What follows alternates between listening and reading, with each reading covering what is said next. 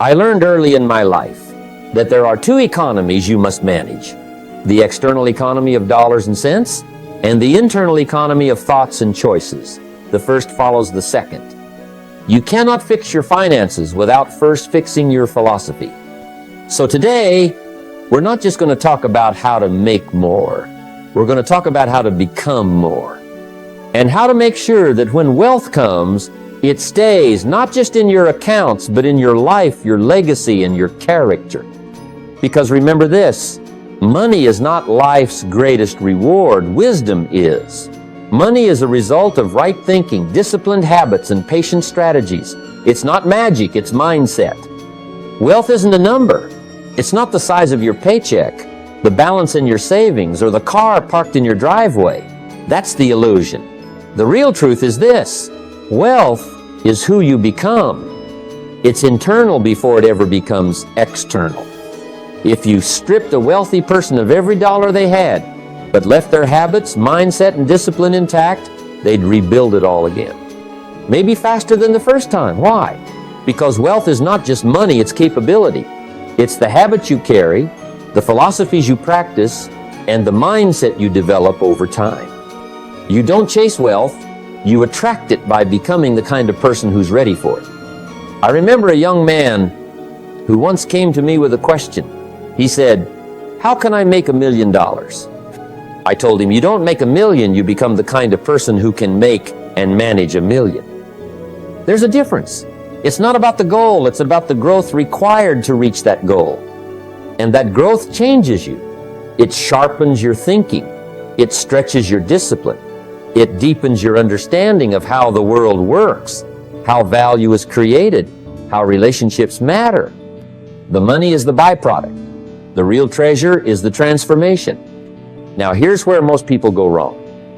They think if they just had more money, all their problems would disappear. But money doesn't solve character flaws, it amplifies them. If you're reckless with $100, you'll be reckless with $100,000. If you lie to yourself when you're broke, you'll deceive yourself even more when you're wealthy. But if you're honest, disciplined, thoughtful, and strategic when you have very little, then when you have more, those qualities multiply your results. The world rewards who you become, not just what you earn. This is why personal development is the root of financial success. It's not optional, it's foundational. You've got to grow into wealth. It doesn't just land in your lap and stay there. And if it does, and you haven't built the foundation, it will vanish as quickly as it came. I've seen it too many times. Lottery winners who go broke, athletes who retire poor, celebrities who fall from financial grace. Why? Because money came before mindset. Fame arrived before foundation. And when pressure hit, the structure collapsed. But you don't need millions to start becoming wealthy. You start with a decision to become more, to read more, to learn more, to earn more, not just by working harder, but by thinking better, by practicing new habits, by showing up on time, keeping your word, saving when it's hard, and investing when it's easier to spend. That's the real wealth. It's in the decision to lead yourself even when no one's watching. It's in the choice to grow when others are coasting. It's in the discipline to stay steady while others are looking for shortcuts. So don't ask, how can I get rich? Ask instead, who do I need to become to attract the kind of wealth that lasts? That's the better question. Because once you become that person, the results are inevitable. And here's the beautiful part. No one can take that from you. Not the market, not the government, not the economy. Because what's built inside can't be stolen. That's real wealth. And when you become that kind of person, you'll find that wealth starts to chase you instead of the other way around. Let me tell you something I've observed over the years. Too many people are working overtime to look rich, while the truly wealthy are quietly building assets behind the scenes. It's a strange paradox of life. The ones who want to impress often end up broke. The ones who stay humble, stay steady, and keep their focus on substance rather than appearance, they're the ones who finish wealthy. Real wealth is usually invisible in the beginning stages. It's in the investments you don't see. The accounts are quietly growing, the skills being sharpened after hours when no one is watching. Now, It's tempting to show off when you start making a little money. I understand that. When you've struggled, the first thing you want to do is reward yourself. Maybe buy that expensive watch, the car that turns heads, or the latest gadget to signal, I've made it. But if you're not careful, those signals can become shackles. I've seen people dig their financial graves one luxury purchase at a time. They end up trapped in a lifestyle that looks rich on the outside but is fragile on the inside. I remember when I first started earning real money. I was tempted too. There was a time when I thought about buying the fanciest car on the lot just to prove a point to people who didn't really matter. But then I paused and asked myself a better question. Would I rather look wealthy or be wealthy? And when I answered honestly, I knew the right move wasn't to buy the car, it was to buy an asset. Something that would produce income, not just collect dust in the garage. So I chose to invest in a piece of property instead. Years later, that property kept paying me long after the car would have rusted out in the driveway. See, wealthy people think differently. They understand that money is a tool, not a trophy. It's not about status, it's about security, freedom, and options. The rich don't need to flash their wealth because they're focused on building it, not broadcasting it. And most of the time you won't see it. It's happening quietly in bank accounts, in real estate, in dividend-paying stocks, in equity ownership of businesses, while others are busy trying to keep up with the Joneses. The wealthy are busy buying the streets the Joneses live on. So here's the discipline. Live below your means. Build in silence. Delay the luxury until your assets, not your paycheck, can pay for it. And when you finally do buy the nice things, do it because you can afford them comfortably, not because you're trying to impress anyone. That's the difference between pretending and prospering. If you commit to this mindset, you'll find that your wealth grows faster than you imagine because you're not draining it on things that don't multiply. You're planting seeds instead of burning them. And before long, you'll wake up one day not just looking rich, but actually being rich. And that, my friends, is the better way. I learned early in life that money is not something you chase directly. It's something you attract by becoming valuable. The market doesn't pay you because you need the money. It pays you because you found a way to serve others in a meaningful way. That's the first lesson of wealth. Don't focus on getting rich. Focus on becoming valuable. If you become valuable, the money will come. If you don't, it won't matter how hard you try or how loud you shout. Think about the people who earn the most. They're not necessarily the hardest workers physically, but they've mastered the art of solving problems. They've found a way to create or deliver something other people need, want, or are willing to pay for. That's the game. Wealthy people don't wake up and say, "How can I get rich today?" They wake up and say, "How can I become more valuable today?" And in becoming valuable, wealth is a natural byproduct. I remember when I was broke and frustrated, wondering why the money wasn't coming my way. I thought working more hours would solve the problem, but it didn't. Because the market doesn't pay you by the hour, it pays you for the value you bring to the hour. Once I understood that, everything changed. I shifted my focus from clocking into skill building. I started reading, learning, and practicing how to help more people solve more problems. I figured out that if I could help enough people get what they wanted, I wouldn't have to worry about getting what I wanted. And that's true no matter what field you're in. If you're in sales, become a master at understanding people's needs, not just pushing products. If you run a business, focus on creating real solutions, not just marketing gimmicks. If you're an employee, think like an owner. Look for ways to make the company better, faster, or more efficient. That's how promotions happen. That's how businesses grow. And that's how fortunes are made, by becoming indispensable. It's not about asking for more money. It's about becoming the person who's worth more. And you do that by increasing your knowledge, expanding your network, and constantly upgrading your contribution. Read the books others won't read. Attend the seminars others won't attend. Put in the extra hour of study when no one's watching. That's how you separate yourself from the crowd.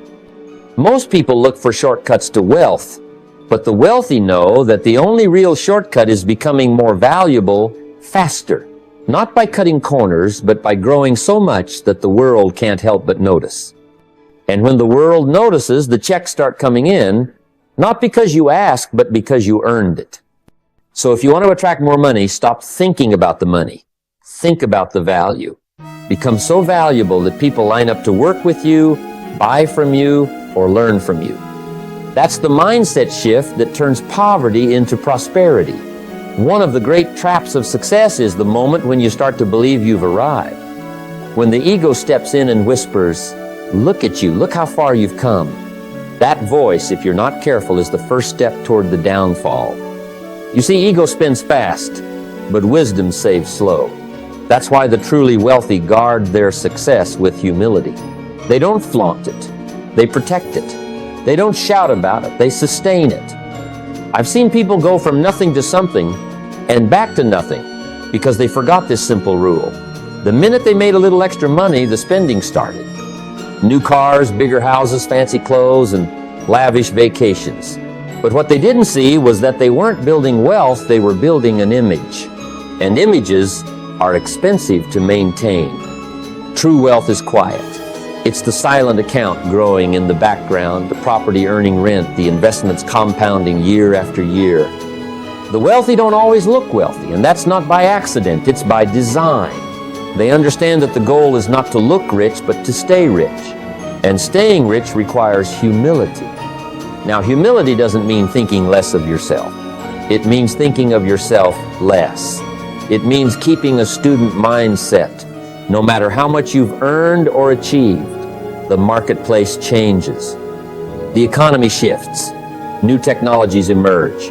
If you stop learning, you'll fall behind. But if you stay teachable, you stay adaptable. And adaptability is wealth insurance. I learned this the hard way once. After my first wave of success, I thought I had it all figured out. I stopped studying. I stopped asking questions. I started coasting on what I knew. And you know what happens when you coast? You eventually lose momentum. It wasn't long before I found myself making mistakes I could have avoided if I'd stayed curious. That was a lesson I'll never forget. Success makes you comfortable, but comfort makes you careless. That's why it's wise to act poor, even when you're rich. Not out of fear, but out of discipline. Drive the same car a little longer. Resist the urge to upgrade every time you get a raise. Keep your expenses low and your investments high. Live like you're still building, even when you've already built something great. Because the truth is, the game isn't just about getting wealthy. It's about staying wealthy. And staying wealthy requires you to stay grounded. Humility keeps you open to advice. It helps you avoid arrogance. It reminds you that no one is immune to mistakes. The moment you think you can't lose is usually the moment you start losing. So keep learning, stay grateful, stay focused on the long game, not the short-term flash. Protect your wealth by protecting your mindset. Money has a language, just like any other subject you choose to master in life. And if you don't study it, you'll forever be confused by its rules, manipulated by its players, and trapped in a game you don't understand. The wealthy make it their business to become fluent in the language of finance. They study it, they practice it, and they speak it daily, not because they're obsessed with money, but because they know ignorance is expensive. See, if you were dropped in a foreign country and couldn't speak the language, you'd have a hard time navigating, wouldn't you? You'd struggle to order food, find directions, or read important signs. Now think about this. Most people are living in the land of money, yet they don't know the language. They don't understand terms like cash flow, equity, compounding, or leverage. And because of that, they make poor decisions, get stuck in debt, or fall for financial traps. It's not that they're bad people, it's that they're financially illiterate. The wealthy don't leave this to chance. They learn the rules of the game, they understand how money works, how to grow it, how to protect it, and how to multiply it. They know how debt can be both a tool and a trap. They study compounding, not just because it's interesting, but because it's the eighth wonder of the world. Small sums multiplied over time can become fortunes if handled properly. And they understand cash flow, not just how much is coming in, but how much is going out. It's not about what you make, it's about what you keep and what you invest. Now let me tell you something from my own life. When I was young, I thought if I just worked harder, I'd get ahead. And working hard is important, but I learned quickly that you can be the hardest working person in the room and still be broke if you don't understand how money moves. I remember sitting down one day and realizing I didn't know enough about how to make my money work for me. That's when I made the decision to study wealth, the same way a doctor studies medicine or an attorney studies law. I started reading every financial book I could find. I listened to mentors who were doing better than me. I asked questions. I watched the markets. I learned the difference between assets and liabilities, between passive income and earned income, between capital gains and cash flow, and over time, the fog cleared. What once seemed complicated became simple because I committed to learning the language. This is something anyone can do, no matter where you're starting from. Maybe you don't have much right now, that's okay. But start learning. Pick up a book on personal finance. Watch videos about investing. Talk to someone who's smarter than you about money. The goal is not to become a financial wizard overnight, it's to get a little smarter each day. Because the better you speak the language of money, the better you'll play the game of wealth. One of the great lessons in life is learning to manage your emotions, especially when it comes to money. Wealth isn't just about numbers on a spreadsheet. It's about how you think and how you feel when those numbers go up or down. Most people lose money not because of bad investments, but because of bad reactions. Panic makes them sell too soon. Greed makes them buy too fast. Impulse makes them spend what they should have saved. And fear makes them avoid opportunities that could have changed their life. Think about it. How many times have you seen someone make a financial decision in the heat of the moment? Maybe they bought something they couldn't afford just to impress someone they don't even like. Maybe they jumped into an investment because they didn't want to miss out, only to watch it crash the next month. Or maybe they sold everything the first time the market dipped, locking in a loss because they couldn't stomach the temporary pain. These aren't money problems. They're emotion problems. And if you don't control your emotions will control your wallet. I had to learn this myself. Early in my career, I was quick to get excited, quick to worry, and quick to act without thinking things through. I remember once, in my eagerness to grow my money faster, I jumped into a business deal I didn't fully understand. On the surface, it looked good, shiny, exciting, full of promise. But I skipped the homework. I ignored the risks. And when it went sideways, I lost more than just money. I lost confidence for a while. That was a costly tuition, but it taught me something important. Never let emotions make your financial decisions. So, how do you build this kind of discipline? You create space between the stimulus and the response. When something happens, good or bad, don't react immediately. Give it a day. Sleep on it. Use what I call the 24-hour rule. If it still makes sense tomorrow after you've calmed down, you can proceed. But most of the time, you'll find that the first wave of emotion fades and wisdom starts to speak. Another thing is to prepare in advance for emotional situations. Decide ahead of time how you'll handle market drops, unexpected bills, or sudden windfalls. Don't wait until you're emotional to make your plan. That's like deciding how to steer the ship after the storm has already started. Know your rules before the storm comes. The wealthy don't avoid emotion, they just don't let it run the show. They practice patience when others panic. They stay calm when others get greedy. They reflect before they react. Emotional discipline is like financial armor. It protects you from costly mistakes. And if you can master that, you'll be ahead of most people. Because wealth isn't just about what you earn or invest, it's about what you're able to keep because you stayed calm when it mattered most. One of the greatest shifts you can make in your financial life is to stretch your thinking beyond the moment. Most people are trapped in short-term thinking. They wonder, how do I make it to Friday? How do I cover the bills this month? How do I get by until my next paycheck? And I understand that. When you're under pressure, survival thinking takes over. But if you stay stuck there, you'll never escape that cycle. You'll be running on the same hamster wheel year after year, getting nowhere fast. The wealthy live differently. They think differently. They look beyond the week, beyond the month. They look in decades. They think, what can I do today that will pay me 10 years from now? What can I build that will outlast me? How can I create something that serves not just me, but my children and their children? That kind of thinking changes the way you approach everything. It shifts your focus from immediate pleasure to long-term purpose. I remember when I was first starting out, I was introduced to the concept of planting seeds. It was explained to me like this. If you plant a seed today, you don't go out tomorrow morning and dig it up to see if it's growing. No, you water it, you protect it, you let time do its work. But most people plant seeds of opportunity, then get frustrated when they don't see immediate results. They pull the seed out of the ground, complain about the soil, and move on to something else.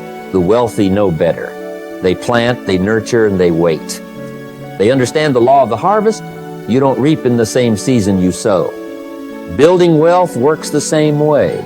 You don't become financially free in a weekend seminar. You don't create legacy wealth by winning the lottery.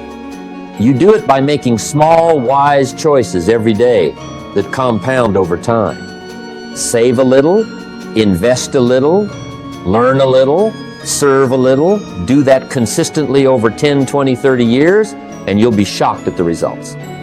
Here's something else to consider. Long-term thinking also protects you from short-term traps. When you're thinking about the next 10 years, you're less likely to blow your budget on things you don't need today. You're less likely to fall for get-rich-quick schemes because you understand that true wealth isn't about speed, it's about stability. It's not about a jackpot, it's about a journey. When you think in decades, your stress goes down because you stop measuring success by today's problems. You stop asking, did I win today? And you start asking, did I take a step forward today? That's a very different game. So take a moment and imagine your life 10 years from now. Where do you want to be financially? What kind of legacy do you want to leave? What habits do you need to start today to get there? Write it down, make the vision clear, and then make sure every decision you make this week is pointing you in that direction. Because the truth is, wealth isn't built in days, it's built in decades. You see, one of the most important secrets to lasting wealth is protecting the very source of your income. Often, people focus so much on making money that they forget about the engine that produces it. It's like having a golden goose. You want to keep it healthy, well-fed, and safe, because if it dies, your golden eggs stop coming. I learned this lesson early in my career. When I was younger, I worked long hours, pushed myself to the limit, thinking more effort meant more money. But I neglected my health and my relationships. Eventually, my energy ran low, my focus wavered, and my results plateaued. That was a wake-up call. Wealth isn't just about cash flow. It's about sustaining the source that generates that flow. Your skills, your health, your mind, and your time, these are your true assets. Think about it this way. If you don't take care of your physical health, you'll be forced to spend money on medical bills and lose valuable work time. If you don't guard your mental and emotional well-being, poor decisions might creep in, and your productivity can suffer. If you let your skills stagnate, you become less valuable in the marketplace. The business owner who ignores customer service or product quality will eventually see their business shrink. The employee who fails to upgrade their skills risks being replaced. So guard these sources fiercely. Schedule time for rest and renewal. Invest in learning new skills and keeping your mind sharp. Protect your relationships because they often open doors you didn't even know existed. Avoid burnout by pacing yourself and saying no when necessary. Protecting your source is about understanding that wealth is not just about chasing dollars, it's about nurturing what creates those dollars consistently. If you kill the goose that lays the golden eggs, you end up with no eggs at all. True wealth requires preservation as much as it requires growth. Guard your source wisely, because without it, all your wealth-building efforts are on shaky ground. You see, too many people get caught in the trap of earning more by simply trading their time for money. They think, if I just work longer hours or get a higher-paying job, I'll be wealthy. But that's poor thinking, because time is limited, and your hours can only stretch so far. True wealth comes when you learn to multiply what you already have. not just earn more by working harder. I remember when I first realized this, working harder wasn't enough. I was earning more, but my expenses were rising right alongside. The breakthrough came when I started focusing on how to make my money work for me.